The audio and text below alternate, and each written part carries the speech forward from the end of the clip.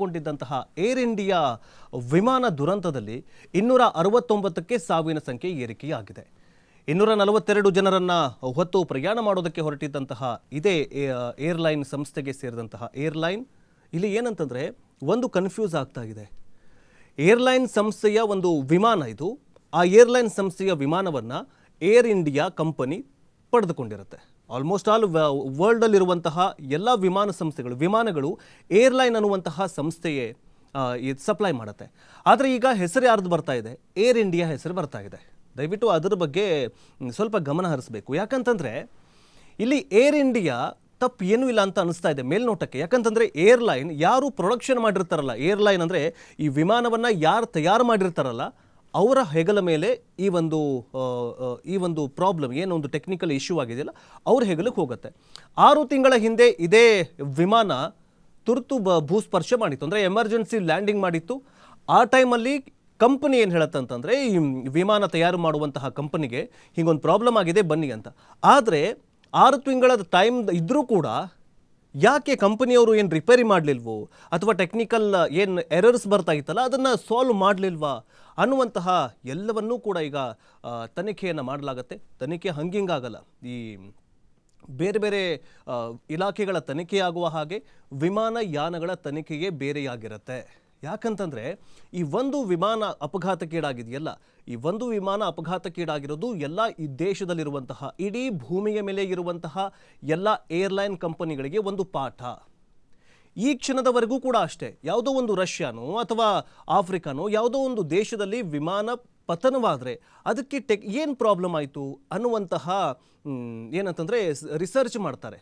ಏನು ಪ್ರಾಬ್ಲಮ್ ಆಗಿದೆ, ಯಾಕೆ ಈ ಲ್ಯಾಂಡಿಂಗ್ ಕೆಳಗಡೆ ವೀಲ್ಸ್ ಇರತ್ತಲ್ಲ ಅದು ಯಾಕೆ ಫೇಲ್ಯೂರ್ ಆಗ್ತಾ ಇದೆ ಅನ್ನೋದ್ರ ಬಗ್ಗೆ ರಿಸರ್ಚ್ ಮಾಡಿ ಎಲ್ಲ ಕಂಪನಿಗಳು ಅದಕ್ಕೆ ಸೊಲ್ಯೂಷನನ್ನು ಹುಡುಕ್ತಾರೆ. ಸೊಲ್ಯೂಷನನ್ನು ಹುಡುಕಿದ ನಂತರ ಇಡೀ ವಿಶ್ವದಲ್ಲಿರುವಂತಹ ಎಲ್ಲ ವಿಮಾನ ಸಂಸ್ಥೆಗಳು, ಎಲ್ಲ ಏರ್ಲೈನ್ ಸಂಸ್ಥೆಗಳು ಜೊತೆಗೆ ಎಲ್ಲ ವಿಮಾನ ನಿಲ್ದಾಣಗಳಲ್ಲಿ ಅದನ್ನು ಅಡಾಪ್ಟ್ ಮಾಡ್ಕೊಳ್ಬೇಕಾಗತ್ತೆ.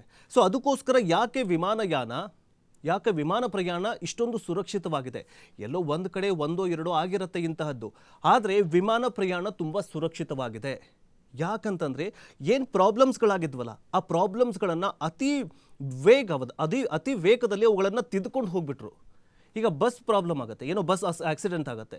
ನಿಮಗೆಲ್ಲ ನೆನಪಿರಲಿ, ಈ ದೊಡ್ಡ ದೊಡ್ಡ ಕಂಪನಿ ಆಗಿರೋ ಮರ್ಸಿಡೀಸ್ ಬೆಂಜ್ ಬಸ್ಗಳು ಆ ಟೈಮಲ್ಲಿ 2019-18ರಲ್ಲಿ ತುಂಬ ಬಸ್ಗಳು ಅಪಘಾತಕ್ಕೀಡಾದಾಗ ಶುರುವಾಗಿದ್ವು. ಹೋಗಬೇಕಾದ್ರೆ ಬಸ್ನಲ್ಲಿ ಬೆಂಕಿ ಹತ್ಕೊಳ್ಳೋಕೆ ಶುರುವಾಯಿತು, ಯಾವುದೋ ಒಂದು ಓಲ್ವೋನೋ ಯಾವುದೋ ಒಂದು ಕಂಪನಿದು. ಆಗ ಆ ಓಲೋ ಕಂಪನಿಯವರು ಅಥವಾ ಬೇರೆ ಕಂಪನಿಯ ಬಸ್ನ ತಯಾರು ಮಾಡ್ತಾರಲ್ಲ ಅವ್ರು ಬಂದು ಅದನ್ನು ರಿಸಾಲ್ವ್ ಮಾಡಿಕೊಂಡ್ರು. ಬಟ್ ಏನಂತಂದರೆ ತುಂಬ ಲೇಟಾಗಿ ರಿಸಾಲ್ವ್ ಮಾಡಿಕೊಂಡ್ರು. ಆದರೆ ಆ ಕಂಪನಿಗಳು ಅಂದರೆ ಬಸ್, ಫಾರ್ ಎಕ್ಸಾಂಪಲ್ ನಾನು ಬಸ್ಸದ್ದು ಹೇಳ್ತಾ ಇದ್ದೀನಿ, ಬಸ್ ಈಗ ಬೆಂಕಿಗೆ ಆಹುತಿ ಆಗ್ತಾ ಇದೆ ಏನೋ ಶಾರ್ಟ್ ಸರ್ಕ್ಯೂಟ್ನಿಂದಾಗಿ ಅಂತ ಆಗ್ತಾ ಇದ್ದರೆ ಆವಾಗ ಏನಾಗುತ್ತೆ ಅಂತಂದರೆ ಆ ಬಸ್ ಕಂಪನಿಯವರು ಬಂದು ಸಾಲ್ವ್ ಮಾಡೋದಕ್ಕೆ ಲೇಟ್ ಆಗುತ್ತೆ. ಆದರೆ ವಿಮಾನ ಕಂಪನಿಗಳು ಹಂಗಲ್ಲ. ಇವತ್ತು ಟೆಕ್ನಿಕಲ್ ಪ್ರಾಬ್ಲಮ್ ಆಗಿದೆ, 1 ಗಂಟೆ 2 ಗಂಟೆ ಒಳಗಡೆ ಅವುಗಳನ್ನು ರಿಸಾಲ್ವ್ ಮಾಡಿಕೊಂಡು ಇಡೀ ವಿಶ್ವಕ್ಕೆ ಸಂದೇಶವನ್ನು ಕಳಿಸ್ಬಿಡ್ತಾರೆ. ನೋಡ್ರಪ್ಪ, ನಮಗಲ್ಲಿ ಹಿಂಗೆ ನಮ್ಮ ಕಂಪನಿಯಲ್ಲಿ ನಮ್ಮ ಒಂದು ನಿಲ್ದಾಣದಲ್ಲಿ ಇಂತಹ ಒಂದು ಪ್ರಾಬ್ಲಮ್ ಆಗಿದೆ, ಅದಕ್ಕೋಸ್ಕರ ಈ ಥರ ಪ್ರಾಬ್ಲಮ್ ಸೊಲ್ಯೂಷನ್ ಕೂಡ ನಾವು ಹುಡ್ಕೊಂಡಿದ್ದೀವಿ. ನೀವು ಎಲ್ಲರೂ ಕೂಡ ಮ್ಯಾನ್ಯುವಲಲ್ಲಿ ಅಥವಾ ಅವ್ರದ್ದು ಮ್ಯಾನ್ಯುವಲ್ ಇರುತ್ತಲ್ಲ ಅದರಲ್ಲಿ ನೀವು ಈ ಒಂದು ಮೆನ್ಷನ್ ಮಾಡ್ಕೊಳ್ಳಿ, ಈ ಪಾಯಿಂಟನ್ನು ಮೆನ್ಷನ್ ಮಾಡ್ಕೊಳ್ಳಿ. ಈಗ ಶಾರ್ಟ್ ಸರ್ಕ್ಯೂಟ್ ಆಗ್ತಾ ಇದೆ ಅಂತಂದರೆ ಅದಕ್ಕೆ ಒಂದು ಸೆನ್ಸರನ್ನು ಹಾಕಿದ್ದೀವಿ, ಆ ಸೆನ್ಸರ್ ನಮ್ಮಲ್ಲಿದೆ, ಅದನ್ನು ತೊಗೊಂಡು ಹೋಗಿ ಎಲ್ಲರೂ ಕೂಡ ಸುರಕ್ಷಿತವಾಗಿ ವಿಮಾನವನ್ನು ಫ್ಲೈ ಮಾಡಿ ಅಂತ ಗೈಡ್ಲೈನ್ಸನ್ನು ಹಾಕ್ಕೊಡ್ತಾರೆ. ಸೊ ಅದೇ ಥರನಾಗಿ ಈಗ ಏನು ವಿಮಾನ ದುರಂತ ಸಂಭವಿಸಿದೆಯಲ್ಲ ಅಪಘಾತದಲ್ಲಿ, ಅಂದರೆ ಈಗ ಅಹಮದಾಬಾದ್ನಲ್ಲಿ ಇರುವಂತಹ ಯಾಕೆ ಈ ಒಂದು ಟೆಕ್ನಿಕಲ್ ಇಶ್ಯೂ ಆಯಿತು, ಯಾಕೆ ಈ ಒಂದು ವಿಮಾನ ಪತನವಾಯಿತು ಅನ್ನೋದನ್ನು ತನಿಖೆ ಮಾಡೋದಕ್ಕೆ ಬೆಸ್ಟ್ ಎಕ್ಸಾಂಪಲ್ ಅಂತಂದರೆ ಅದಕ್ಕೆ ಬೇಕಾಗಿರುವಂತಹದ್ದು ಬ್ಲ್ಯಾಕ್ ಬಾಕ್ಸ್ ಅಂತಂದರೆ ಏನು? ಅದು ಏನಂತಂದರೆ ಕೆಲವೊಂದಿಷ್ಟು ಈಗೇನು ವಿಮಾನದಲ್ಲಿ ಆಗು ಹೋಗುಗಳ ಬಗ್ಗೆ ಎಲ್ಲವನ್ನ ರೆಕಾರ್ಡ್ ಮಾಡ್ಕೊಳ್ಳುತ್ತೆ. ಸಪೋಸ್ ಏನಾದರೂ ಪತನವಾದರೆ, ಈಗೇನು ಪತನವಾಗಿದೆಯಲ್ಲ ಆ ಪತನವಾದ ನಂತರ ಯಾಕೆ ಪತನವಾಯಿತು, ಕೊನೆಯದಾಗಿ ಪೈಲಟ್ ಏನು ಮಾತಾಡ್ದ, ಏನು ಸಂದೇಶವನ್ನು ನೀಡಿದ ಎಲ್ಲವನ್ನು ಕೂಡ ರೆಕಾರ್ಡ್ ಮಾಡ್ಕೊಳ್ಳುತ್ತೆ ಈ ಒಂದು ಬ್ಲ್ಯಾಕ್ ಬಾಕ್ಸ್ನಲ್ಲಿರುವಂತಹ ಡಿವೈಸ್.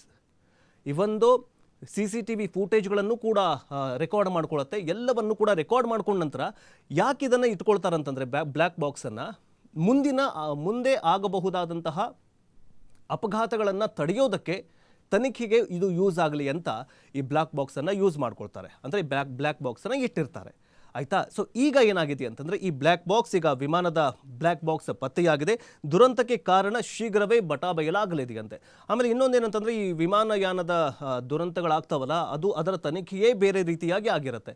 ಪೈಲಟಿಂದ ಹಿಡ್ಕೊಂಡು, ಪೈಲಟ್ ಅಂದರೆ ಪ್ರತಿಯೊಬ್ಬರು ಅಲ್ಲಿ ಏರ್ ಹೋಸ್ಟಿಂದ ಹಿಡ್ಕೊಂಡು, ಕ್ಲೀನರಿಂದ ಹಿಡ್ಕೊಂಡು ಎಲ್ಲರನ್ನೂ ಕೂಡ ತನಿಖೆಗೆ ಒಳಪಡಿಸಲಾಗುತ್ತೆ.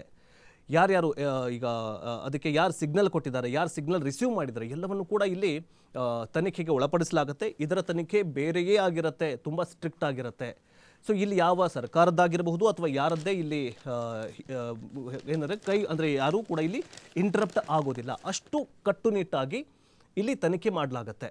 ಯಾಕಂತಂದರೆ ಇದೇ ಒಂದು, ಈಗ ನಾವು ಎಲ್ಲಿ ತಪ್ಪು ಮಾಡಿದ್ದೀವಿ ಅದನ್ನು ತಿದ್ದುಕೊಂಡು ಬೇರೆ ಬೇರೆ ವಿಮಾನಗಳಲ್ಲಿ, ಬೇರೆ ಬೇರೆ ನಿಲ್ದಾಣಗಳಲ್ಲಿ ಇಂತಹ ಘಟನೆಗಳು ಆಗದಿರಲಿ ಅನ್ನುವಂತಹ ಕಾರಣಕ್ಕೋಸ್ಕರ ಕಟ್ಟುನಿಟ್ಟಿನ ತನಿಖೆಯನ್ನು ಮಾಡಲಾಗುತ್ತೆ ವಿಮಾನ ಇಲಾಖೆಯಲ್ಲಿ ಮಾತ್ರ. ಅದು ಈಗ ಇಂಡಿಯಾದಲ್ಲಿ ಏನೋ ಕ್ರ್ಯಾಶ್ ಆಗಿದೆ, ಅದಕ್ಕೋಸ್ಕರ ನನ್ನಲ್ಲಿ ಟೆಕ್ನಿಕಲ್ ಇಶ್ಯೂ ಆಗಿದೆ, ಅದನ್ನು ನಾನು ಇಲ್ಲೇ ಸಾಲ್ವ್ ಮಾಡ್ಕೊಳ್ತೀನಿ, ಇಲ್ಲ. ಪ್ರತಿಯೊಬ್ಬ ಅಮೆರಿಕಾ, ವಾಷಿಂಗ್ಟನ್, ಪ್ರತಿಯೊಂದು ವಿಶ್ವದ ಮೂಲೆಯಲ್ಲಿರುವಂತಹ ಎಲ್ಲ ಕಂಪನಿಗಳು, ಎಲ್ಲ ಸರ್ಕಾರಗಳು ಇದೇನು ಗೈಡ್ಲೈನ್ಸ್ ಕೊಡುತ್ತೆ, ಏನು ಟೆಕ್ನಿಕಲ್ ಪ್ರಾಬ್ಲಮ್ ಆಗಿದೆಯಲ್ಲ ಆ ಪ್ರಾಬ್ಲಮನ್ನು ಇಡೀ ವಿಶ್ವಕ್ಕೆ, ಅಂದರೆ ವಿಶ್ವದ ಪ್ರತಿಯೊಂದು ವಿಮಾನ ನಿಲ್ದಾಣಗಳಿಗೆ ಇದನ್ನು ರವಾನೆ ಮಾಡಲಾಗುತ್ತೆ, ಈ ವರದಿಯನ್ನು.